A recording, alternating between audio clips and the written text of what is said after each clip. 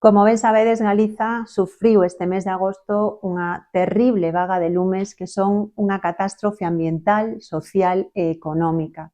Unha catástrofe que tamén nos deixa unha pegada de rabia, de dor, de impotencia, de indignación, ao ver como arde a nosa terra, como arde unha parte do noso futuro baixo uns lumes que se puideron previr se existira outra xestión do noso rural, dos nosos montes e do noso territorio.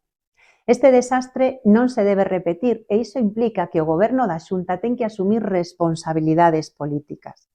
Porque os nosos montes e as nosas casas non arden só porque haxa quen prende. Arden porque non hai a prevención necesaria. Arden porque se fomenta o abandono do rural para facilitar proxectos extractivistas e depredadores. Os nosos montes arden por unha política forestal fracasada. Arden pola incompetencia dun goberno que non foi capaz de anticiparse e atender as recomendacións que desde fai anos diferentes expertos lle realizan. Un goberno, cando se equivoca, cando falla de maneira tan estrepitosa, ten que asumir as súas responsabilidades e deixar de botar balóns fora. Os incendios destes días non foron unha fatalidade inevitable.